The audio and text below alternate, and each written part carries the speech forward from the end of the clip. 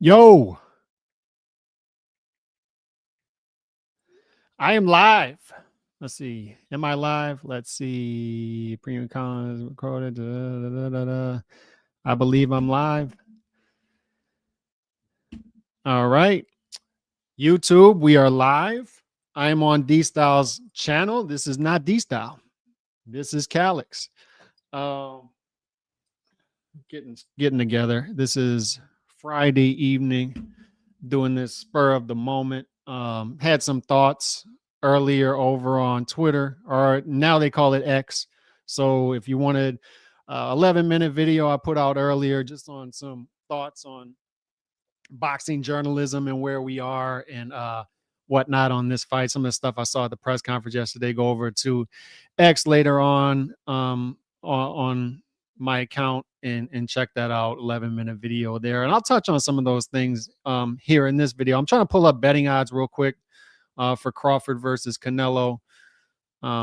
Let's see real quick. FanDuel has Saul Canelo Alvarez at -182, Terrence Crawford at +142. I saw earlier that somebody just placed a $175,000 bet, I believe. Was it 750,000 on Terrence Crawford +140 to beat Canelo Alvarez? I saw that most of the tickets are on Bud Crawford, but most of the money is on Canelo, which that's usually a pros versus Joes type situation in which the big money would be on Canelo. More of the ticket and the small time betting would be on Bud. And that makes sense, right? Because usually the small time betting would be on the underdog because if you're betting small money, you want a bigger reward, and people generally put it on the underdog, which would be Bud Crawford in this case. Shout out to Don Shada24. Shout out to Serge, Anthony Sanchez. Evening to you, Andrew. LFG, excited for Saturday. There we go. I put 40 on Canelo for the outright win. 400. Okay. Salute Crazy Money Bets to my guy Remy. Shout out to you with the rich. All right. A lot to talk about, and I'll talk about the actual fight, and let's just start there, and we'll kind of weave our way in and out of this thing as only I know how to do. Right. Canelo versus Crawford. Crawford moving up 2 weight classes. They both weighed in at 167.5, which is what I expected. D-Style and I sort of had a debate on that earlier in the week. He thought that Crawford would come in lower 160s. I thought that Crawford would come in right at the limit, and that's what happened. Crawford came in right at the limit, 167.5. How that plays out, I don't know. But what I'll tell you is the betting odds for this fight are now close. If you would have asked people about this fight a year or two ago, I think their opinions would have been different.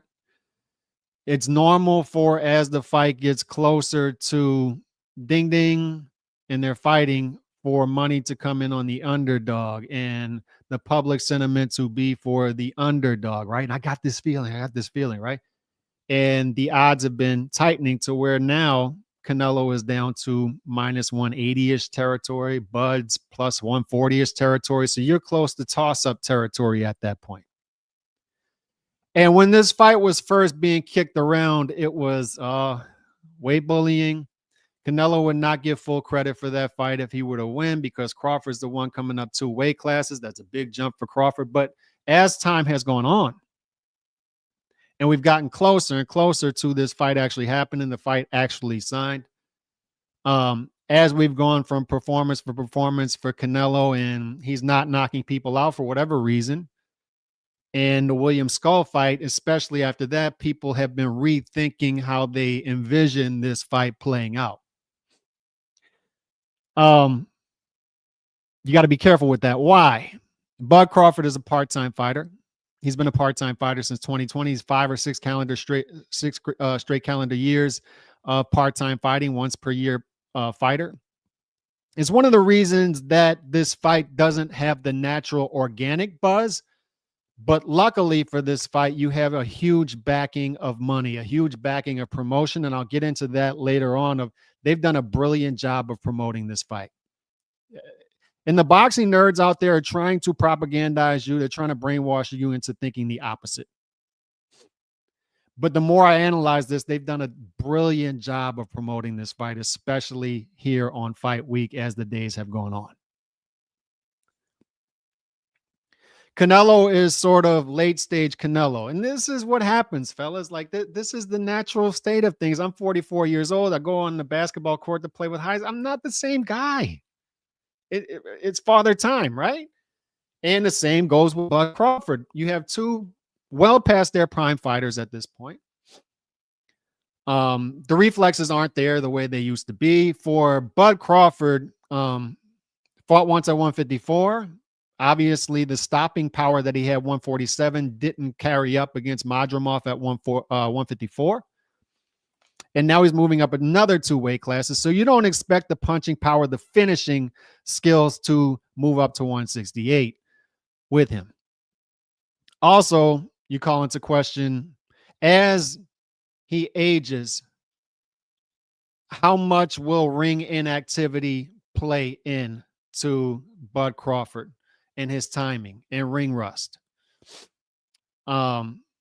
And with Canelo, how much will the 70 fights wear and tear come into play with Canelo?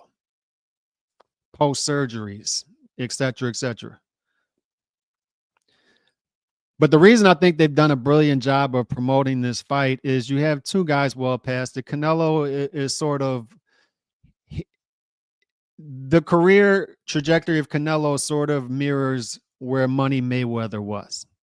It's it becomes very much a financial thing.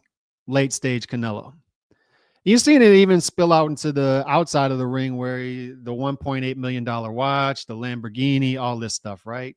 And the flaunting, and that's fine. He does a great job of promoting himself, much like late stage Money Mayweather. Just like Mayweather, Canelo is responsible for the building of Canelo. You can give Top Rank credit for Mayweather. You can give gold. You can try to do all that stuff. But at the end of the day, Floyd Mayweather was a master marketer, as is Canelo Alvarez. Canelo Alvarez is responsible for the superstardom of Canelo Alvarez. However, the market share of Canelo Alvarez in the boxing sphere has deteriorated a little bit the past year or two as the level of competition has gone down. And the same thing with Bud Crawford. It's hard to people ask, why isn't Bud Crawford bigger than he is if he's fighting the fight, if he's knocking these guys out and doing everything right in the ring? It's because he's barely in the ring. If your claim to fame is you're a fighter, and Bud is that, he's a fighter's fighter. He's a throwback Marvin Hagler type to where he just wants to knock your head off, right? And it's one of the reasons both of these guys are two of my favorite fighters. I got two dogs in this race. I hope they both do well. I hope their legacies both enhance after this fight. That's what I'm cheering for. And I'm picking Canelo by decision. I'll go more into that in a minute. But one of the reasons they've done a brilliant job of promoting this fight, the more I think about it, is you have two guys who have sort of, their trajectory is down. Why is their trajectory down right now? Because, and not to put cold water on that, I'm going to build up the fight. Just being honest about this. Bud Crawford is a part-time fighter. It's hard to market yourself when you're a fighter's fighter, but you're only doing it once per year or once every 15 months. Haven't seen him in the ring in 15, 16, however long it's been. And then before that, you hadn't seen him in 13, 14 months. It's just hard to market yourself when you're barely doing what you're known for. However, the brilliance of this is Netflix. The brilliance of this is I turn on SportsCenter this morning and Canelo versus Crawford. I turn on Stephen A. Smith and I see the clips of Dana White out there openly promoting this fight and saying, not only are these guys going to get paid, and this is going to be a huge blow to the boxing nerd journalists out there who are fighting the good fight against UFC fighter pay. And they come to the realization it's not going to matter. They're still going to hate these guys. It's going to hate all of this, but they're going to be rewarding two fighters $100,000 each on the undercard for performance of the night, knockout, whatever it is. and they're on Stephen A. Smith promoting this fight. They're everywhere. And on top of that, the fight is on Netflix, which is promotion in itself because more eyeballs are there. Netflix.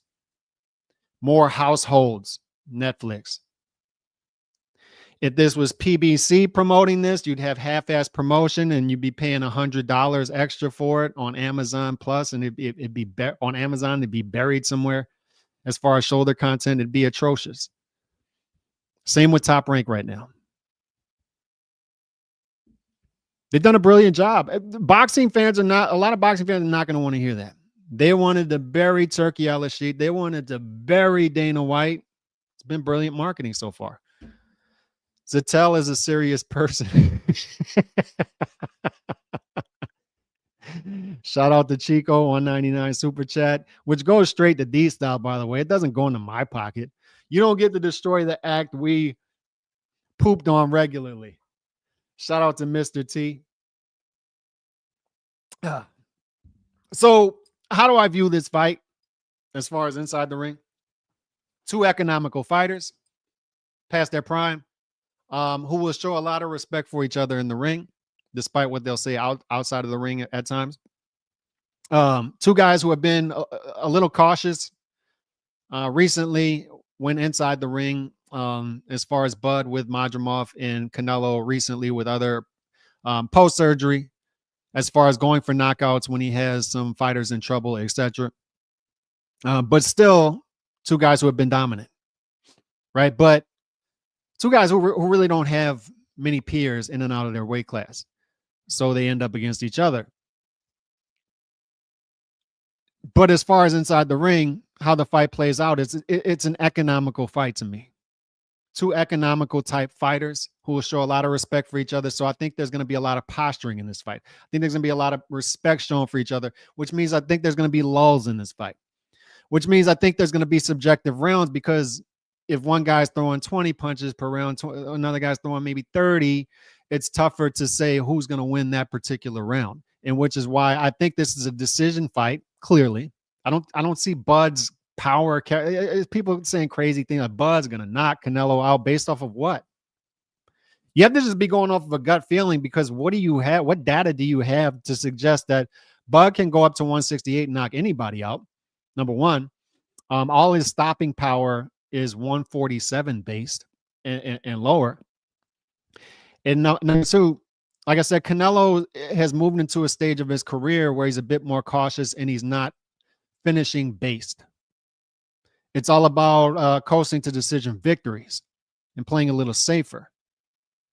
And I think especially against each other, they're going to show each other a lot of respect. And if there are slight openings, they may not take them. They may be a little more cautious. And that's unfortunate for boxing fans, because I would like to see these two guys, two legendary all-time greats, open up against each other and we get a brawl.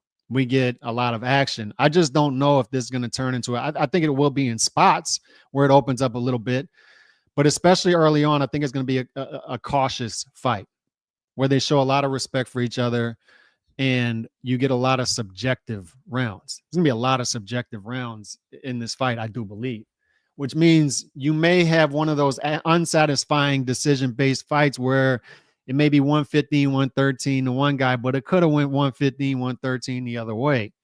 Ultimately, I think all things being fair, Canelo edges out Bud Crawford in a decision-type fight.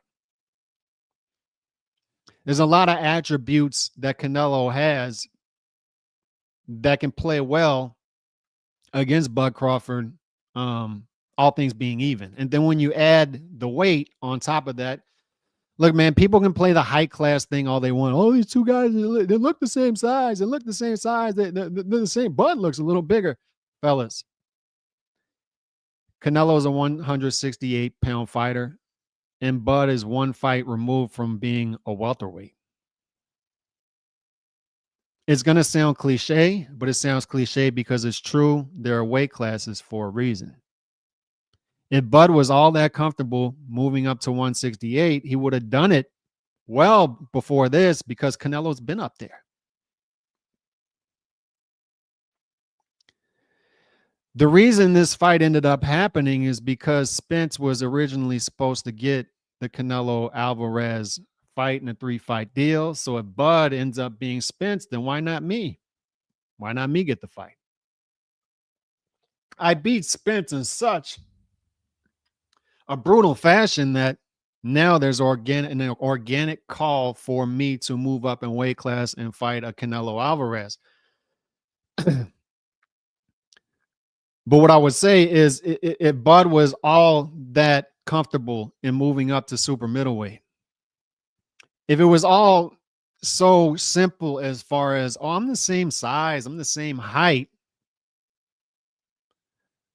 as super middleweights, I might as well move up there. He would have done it years ago. I do believe at the end of the day, and I've been told this by the business guys many times over, and more on them in a minute, that it's prize fighting. And in prize fighting, you go for the prize.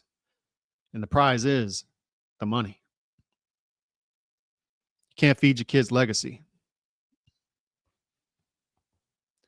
And what bigger payday, what bigger opportunity than Canelo Alvarez for Bud Crawford?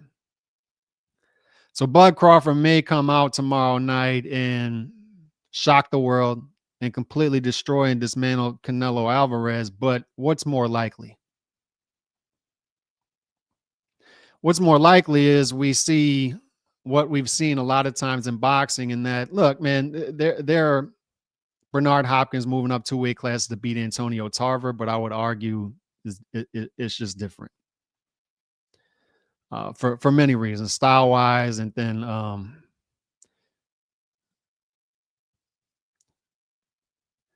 I don't think Bernard moving up from middleweight to light heavyweight was as big of a stretch as this is.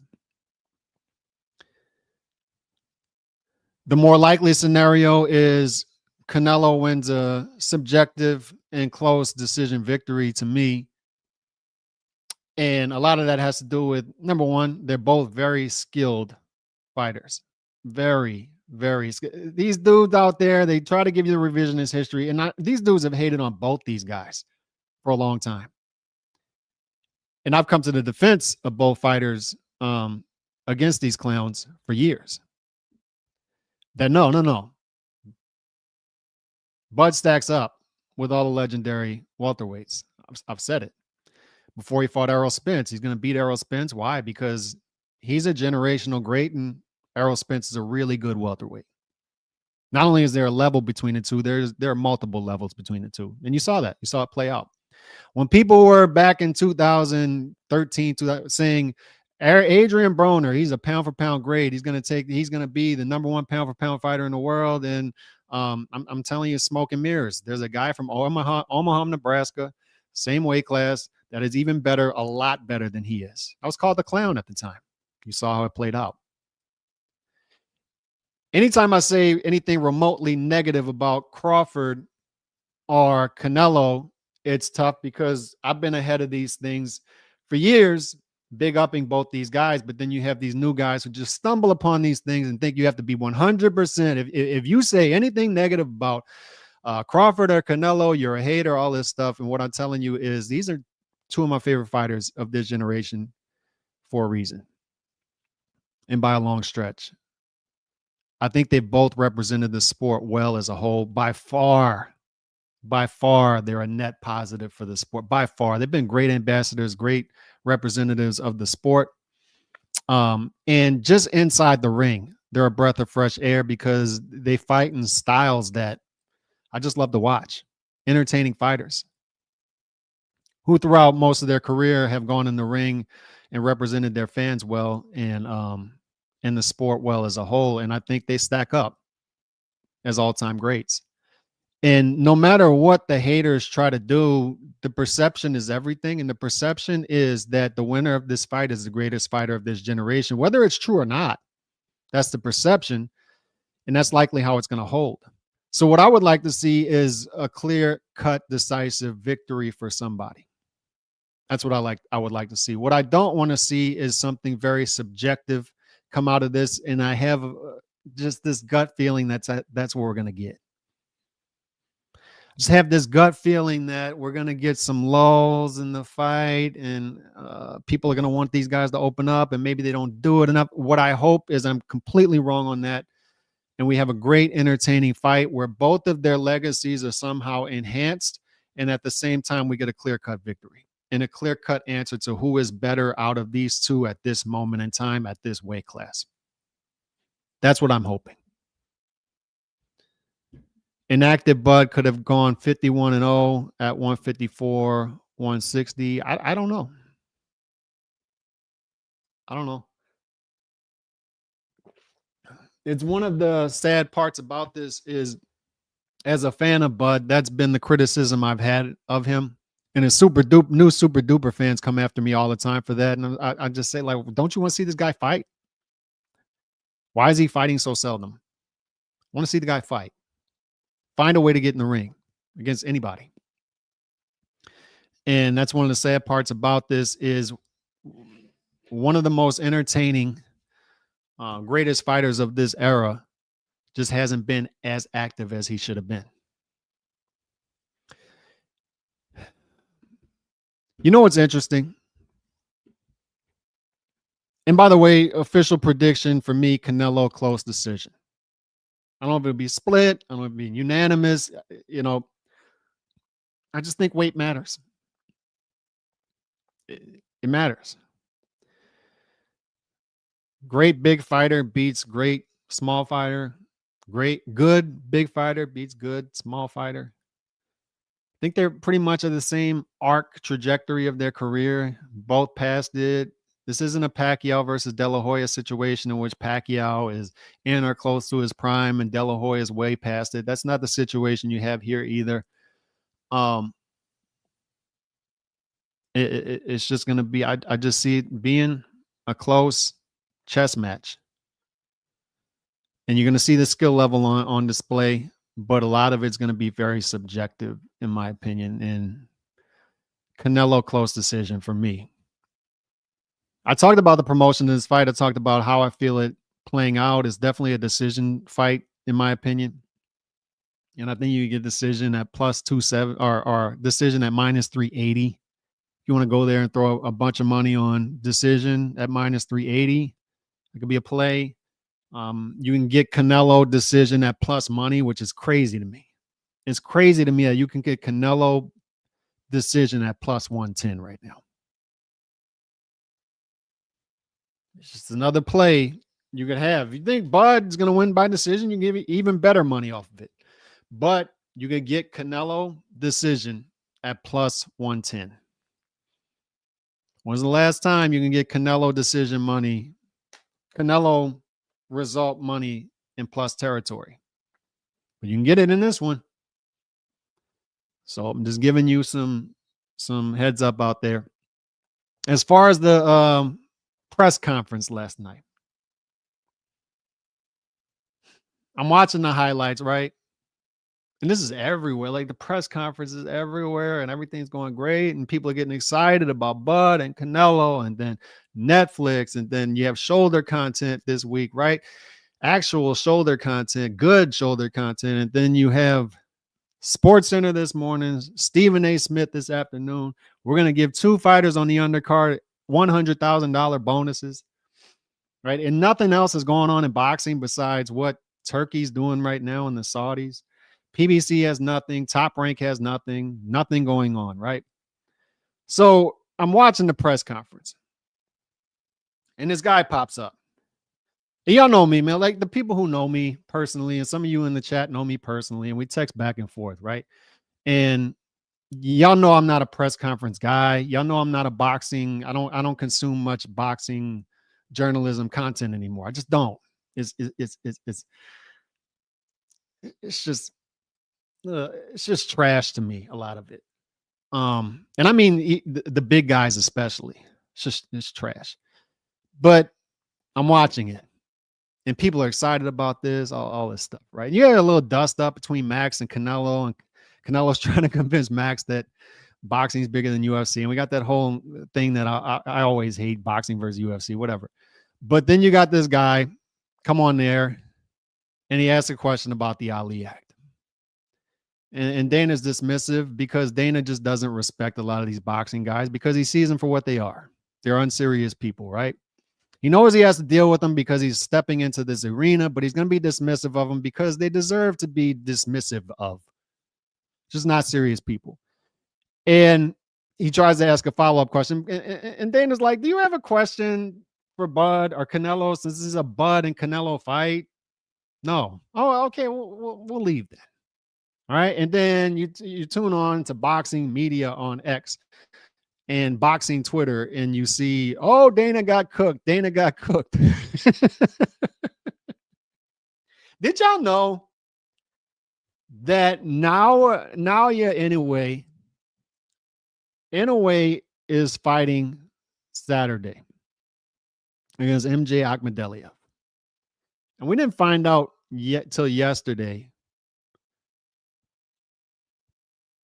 what platform in America was going to show the fight till 2 days before the fight. Do you know what it is? You're going to show arguably the best fighter in the world on Facebook.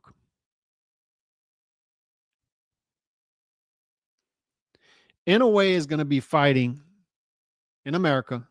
He's fighting in Japan, but it's going to be viewed in America on Facebook.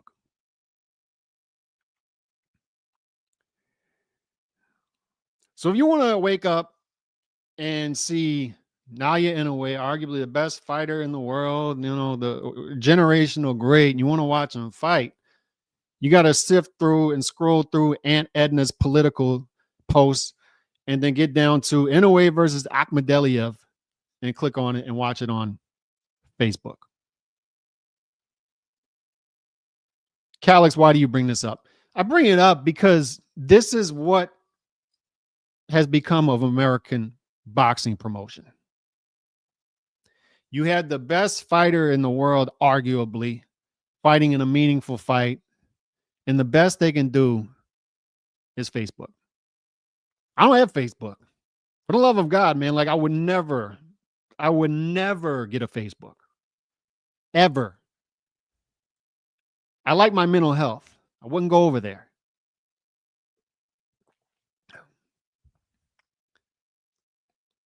Especially this week, but I wouldn't go over there. And they're putting this on Facebook. That's the best they could do. Top rank. CALIX, why do you bring this up? It leads to a larger point. I'm watching this guy last night at the press conference get on his soapbox and virtue signal, right? Because that's what happened. Everybody, he's got such big balls. Look at these real journalists, right? And of course, boxing internet guys they're great. They're the greatest at missing the point. They're the greatest at just losing what's going on.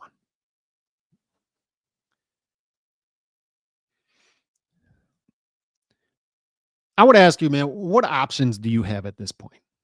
Because life is all about options. I bring this up several times. This analogy: if you're a woman, you're 30 years old, you have 5 kids by 5 different baby daddies, and you're at home complaining about, oh, men are just bad. Men, there's just no good men. There's no good men out there. Maybe it's you. What options do you have? What are you attracting? What options do you have? And that's what I would ask boxing fans at this moment. What options do you have besides Turki Al-Sheikh and Dana White? Because a lot of you dudes are behaving like you have options out there. I see this dude get on his virtue signaling soapbox last night at the press conference and think this is going to be a big moment for him. But what he doesn't realize is outside of his little internet nerd boxing circle, this isn't going to puncture anything because nobody cares about this. You had your time. That's why, one of the reasons why nobody cares about this. How many times did you hear me on my channel the past decade plus say, question? And I'm just a boxing fan. I'm just a boxing fan, not a journalist. Don't want to be, for the love of God, man, I don't want access to these people. I don't respect them. They're unimpressive to me. Unserious people. But I have a question. And I have a question for you, Mr. Boxing Journalist, to ask to them, because you should be the extension of me and do this job because you're the one getting paid for it. And instead, boxing fans like me had to do the dirty work because you refused to, because you wanted the access to these people. But I have a question. There is this feel good legislation out there with the famous fighters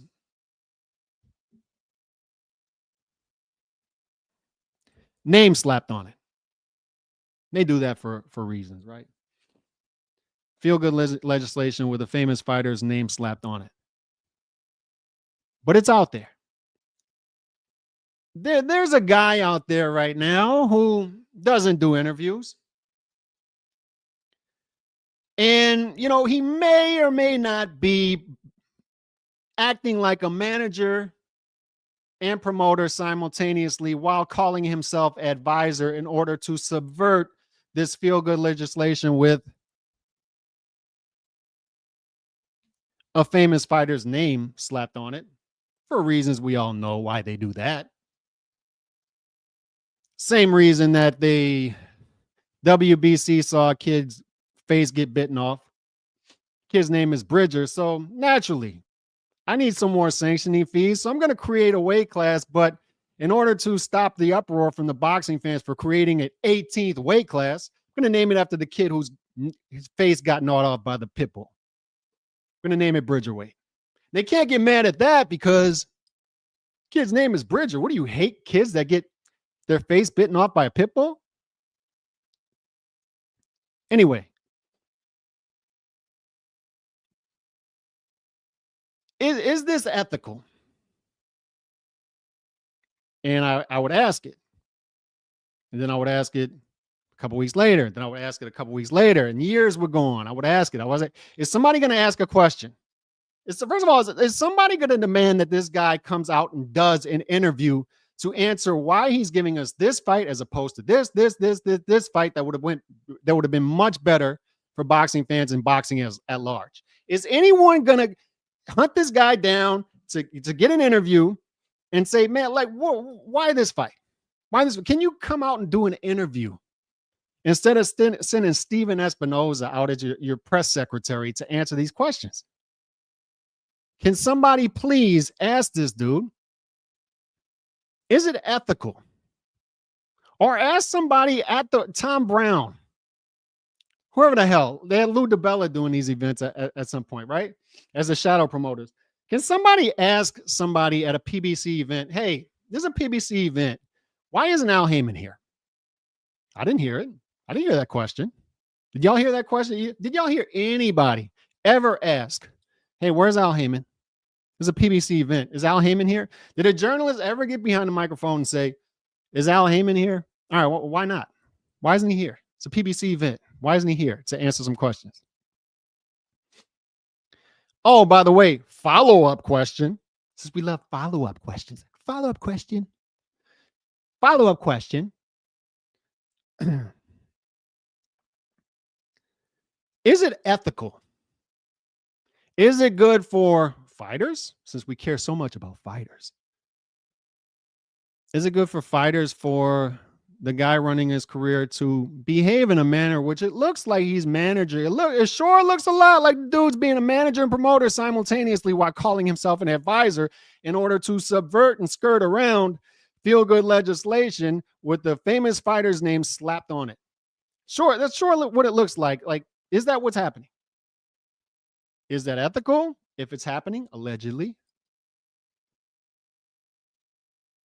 Is it criminal? Like, is this illegal? Is someone going to ask the question? I just need the question asked. And therefore, if this is going on, and we figure out it's going on because journalists are asking actual questions. If it's going on, maybe, quite possibly, this feel-good legislation with a famous fighter's name slapped on it, maybe it needs to be modernized. Maybe we need to adapt and modernize the legislation. Maybe we just need to throw this around in discussion. But no, that's not what we do. Nobody asks anything. We don't get to the bottom of anything. And now we don't know. Do we need to modernize? Do we adapt it? We don't know because nobody asked any questions. So it sure as hell to me looks like somebody was out here running a Ponzi scheme. First of all. But also what it looks like to me is now, since someone stepped into the boxing world that for whatever reason, could be they're involved in UFC, could be for political reasons, it could be for, this guy, he has a rag on his head and that sure ain't good. That could be sports washing. Now that there are people in the boxing world that they have a personal disdain for, now the hard-hitting questions are back.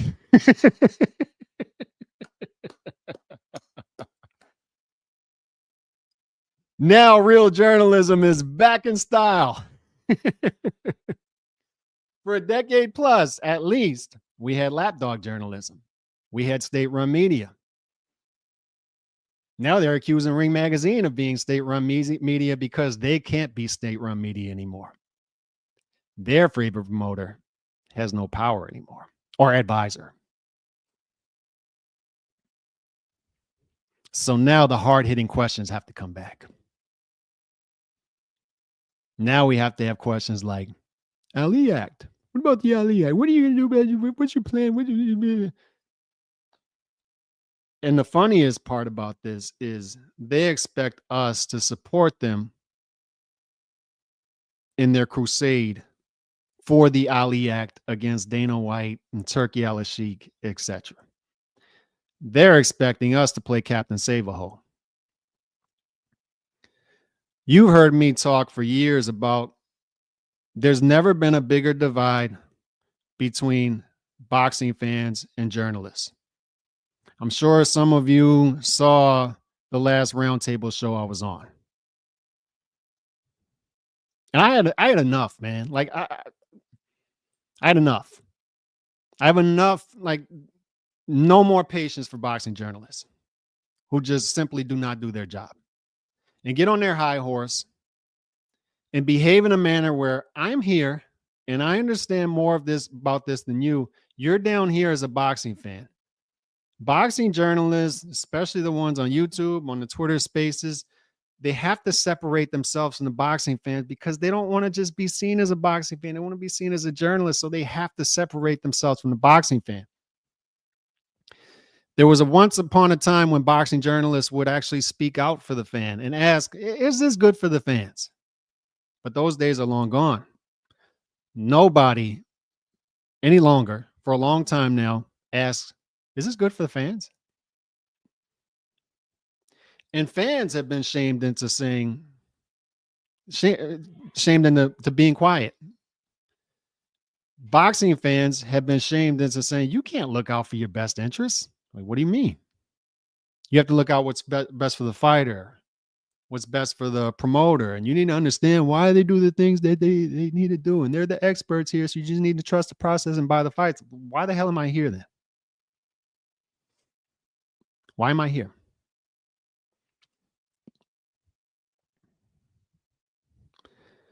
The reason I'm here is for the fights. And how do I know that? Because they've reminded me over and over and over again, don't focus on the business, focus on the fights. Fair enough. You've programmed me in the past decade. Don't care about the business side. Trust the experts. Just care about the fights. So it's ironic when I see a dude come on the microphone last night and try to bring up business stuff when we're excited about a fight. Everybody's there. Everybody wants to hear what Crawford thinks about Canelo, what Canelo thinks about Crawford, the strategies of the fight, maybe talk to the trainers. And then you got this dude come on the microphone and completely cock block the environment and say, what do you think about the Ali Act? Are you going to subvert the Ali Act? Ali Act? It's ironic. Why is it ironic? Because they expect us to care. when for a decade plus they told us not to care. Why are you worried about this? Just trust the experts. Trust these dudes. They know about the business of boxing. Just trust that they're doing the right thing. All right, you know what? I'm going to do that. I'm going to trust that Dana and Turkey are doing the right thing here. I'm going to focus on the fight. That's what I'm going to do. I'm not joining your cause. I'm not going to join your cause.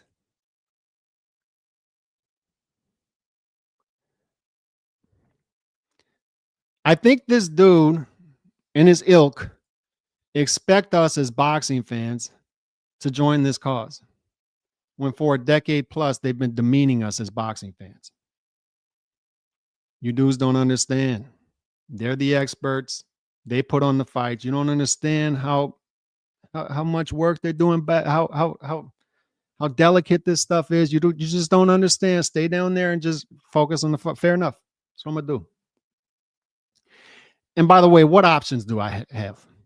When things get dire, we have to do something that's called a risk assessment. You would have told me this 10 years ago. Look, man, what would you rather? Would you rather Top Rank or this guy Dana White from the UFC? This guy that's sports washing with the rag on his head, right? Because that's what they think. Or the American promoters. Yeah, I'm with you, man. American promoters. I'm with you. Good job. But what do we have here in 2025? You've had a decade plus to get your shit together. You've had a decade plus to ask these questions. They've had a decade plus to build some stars. And they did nothing.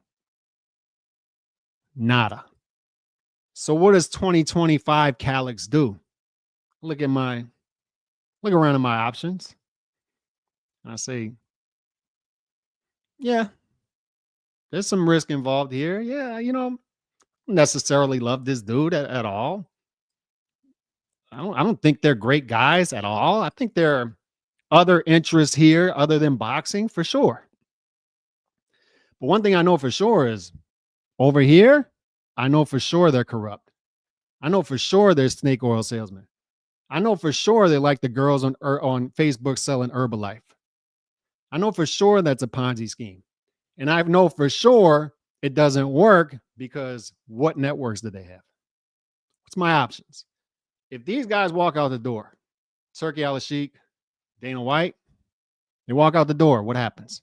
These dudes act like it's going to be kumbaya and it's going to be utopia. But in reality, what do we have? No networks. They burned through all of them. No fights. Are you going to watch fights on Facebook? If Top Rank is putting Naoya Inoue on Facebook, where do you think they're going to put Oscar Valdez? That Oscar Valdez just fought, and y'all don't even know. Where's Top Rank putting their fighters? Where's PBC putting their fighters? These dudes are going to give you Errol Spence Jr. versus Mel Charlo, and only because they have to, because they have nobody else. That's what it takes for PBC to actually give you a fight that was once in demand like 10 years ago. It's typical PBC, and they're going to do it on pay-per-view. As if anybody wants to watch Errol Spence versus Mel Charlo on pay-per-view. That's what they're going to give you. What options do you have, bro? So you know what I'm going to do? I'm going to take my risk assessment. I'm going to say, I got nothing to lose. I'm going over here. Whatever they do about this feel-good legislation with the famous fighter's name slapped on it, that for a decade has been skirted around, that needs to be modernized and adapted to, I'll take them over there. That's what I'm doing. And I'm for sure as hell not joining you in a crusade when for years you dudes have been talking down and demeaning real boxing fans.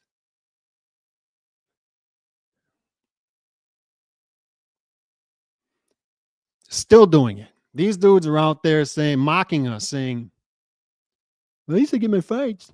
At least I get my fights. At least I get my fights. At least I get my fights. Still doing it. Tone deaf. Just completely tone deaf. Still doing it. Clueless. Not realizing that, yes, at least I'm getting my fights. And that's what you've trained me to say as a media personality for a decade plus. Focus on the fights. That's what I'm going to do. So if you get on a microphone and get on your soapbox and try to get your little moment saying, Aliak, Aliak, Aliak, I'm going to say go to hell as a boxing fan. You think you're getting this stuff off because inside your little bubble on boxing Twitter, people are like, yeah, yeah, go for it. Nobody outside of that cares. We just want to see good fights. We don't care who does it. We don't care who puts it on. Give me my fights. IDGAF. Give me my fights. IDGAF about your crusade. Give me my fights. IDGAF about whatever it is you got going on. I'm not joining it. I'm going to watch Canelo. I'm going to watch Crawford. I'm going to watch them do their thing. I don't care about your little pet projects. Don't give a damn about it. Don't care. You dudes have done nothing for a decade plus. Nothing. Nada. You dudes have had a decade plus to ask these questions. Nothing. You gave us nothing. You didn't speak up for the boxing fans. Nothing.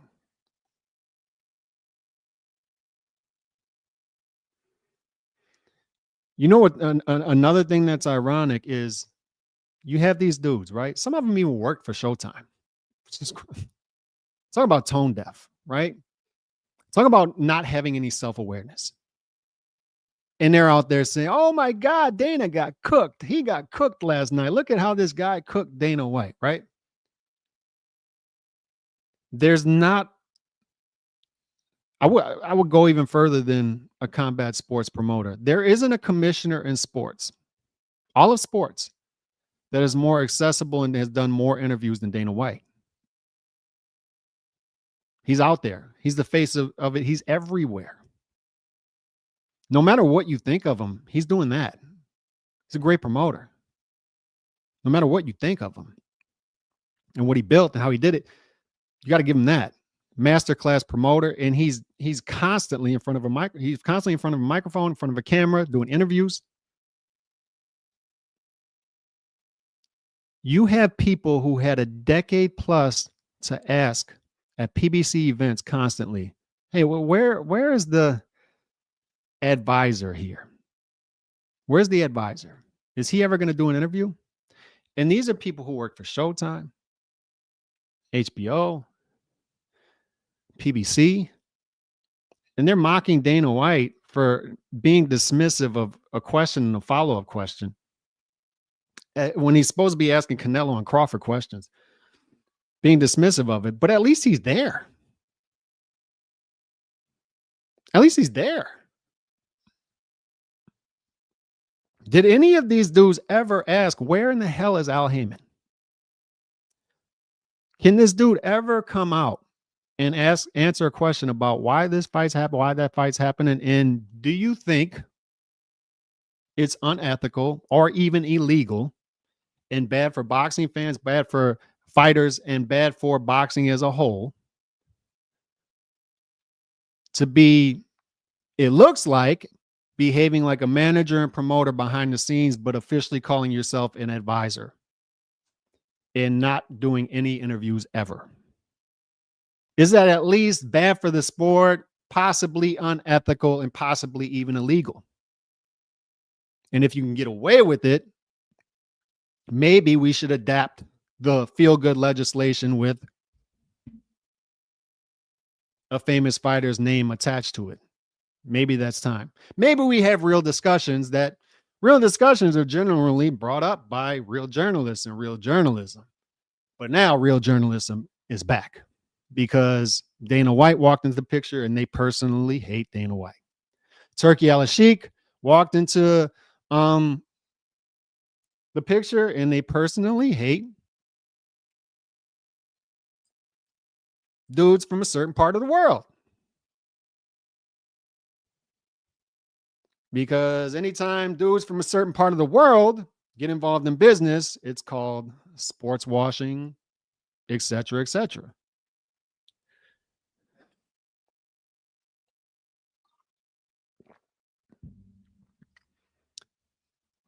And my response to all that is IDGAF. Have fun in your crusade, bro. Have fun. I ain't joining in that. No shot. No shot ever. You had your time. You lost. You dudes were so inconsistent, so sloppy, so unethical, so nasty to boxing fans. No, I'm not with you. Go to hell.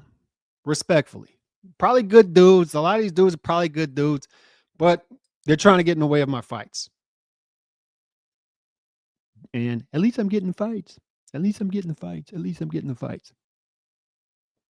It's virtue signaling. It's virtue signaling, is what it is.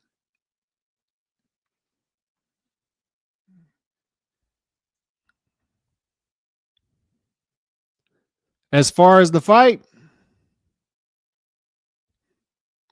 once again, Canelo versus Bud, economical fight. Canelo slight favorite. And if Canelo wins this fight, and I'm expecting Canelo to win this fight by decision, they can't take that away from him now. They can't take it away from him now. And that's been the brilliance behind this promotion, is they built it up to be a toss-up fight. They built it up to these guys. This isn't a jump anymore. These two guys are not just pound for pound, but these two guys are, they're each other's equal. It's a toss-up fight. Betting odds. They promote it as a toss-up fight. They promote it as the best of the generation, and perception is going to say the winner of this fight is the best of the generation. They've done a brilliant job of taking the pound for pound out of it. Brilliant. And now, as much as Canelo's detractors are going to try to take it away from him if he wins this fight, they can't. They box themselves in. These dudes, and part of it is the push that they had, the Canelo haters, right? And what the Canelo haters do is they throw multiple opponents at him simultaneously, possible opponents, to where Canelo picks one, they can say he's ducking one over here. But in doing that, he's meeting a demand. Bud was one of the fighters. It was Bud and Benavidez. You got to face Bud or Benavidez, right? But he's facing Bud now. And in order for them to get Canelo to sign on the dotted line, the public pressure had to be out there from the Canelo haters that Bud is a threat. And Canelo's ducking Bud. We heard it a million times for a long time. Canelo's ducking Bud, Canelo's ducking Bud, Canelo's ducking Bud, until he wasn't, until he signed on the dotted line. And now they can't back off. Now they got to stay consistent. Now they back themselves into the corner to where they got to keep going with that. And now we're hearing Bud's going to knock Canelo out. Canelo's slow. Canelo's got concrete feet. Bud looks bigger than Canelo. They're the same height. Heightism, right? Is going to be the height class. And they played that game over and over and over again to where now they're everybody but each other's equal. And now, if Canelo beats Bud, they got to give him full credit. Because if not, people like myself and people like you in the chat are going to hold them to that and call them out on that and show the receipts. So they have to give them full credit now. They have to. No getting around it. If Bud beats Canelo, obviously, man, he goes into another higher conversation. If Bud beats Canelo. If he goes to multiple weight classes undisputed and he goes to another weight class undisputed, whew, and it's up at super middleweight and he beats Canelo doing it, he's going to get a lot more credit than Bivol and Mayweather got. Because going into those weight classes, Canelo gave up some advantages.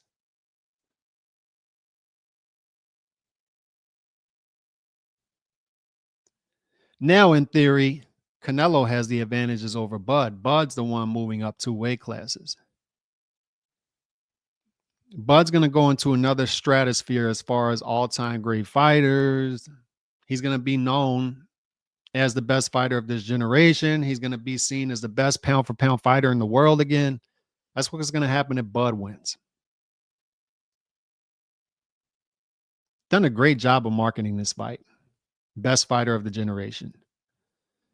Ultimately, Canelo decision for me, just because he's got a lot of attributes that are going to give Bud problems, and Bud's going to have attributes that are going to give Canelo problems, but weight classes matter, fellas. They matter. There's a reason that this dude is just now stepping up to super middleweight. Everybody from 147 up, 154 up was calling out Canelo and his grandma for years. And Bud just started doing it.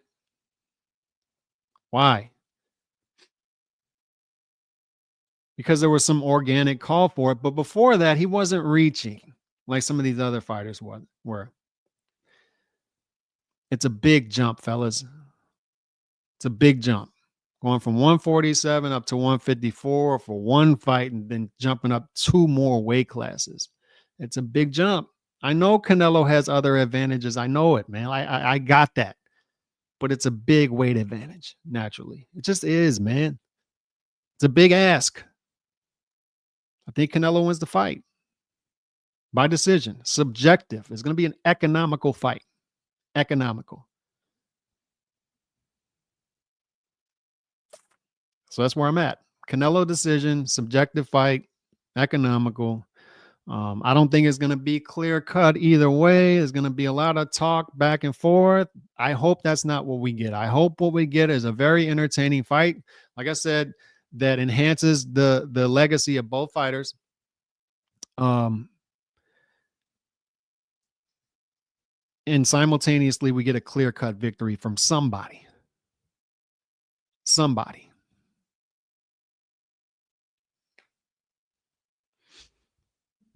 And that's what I got. Y'all enjoy the rest of y'all's weekend. God bless.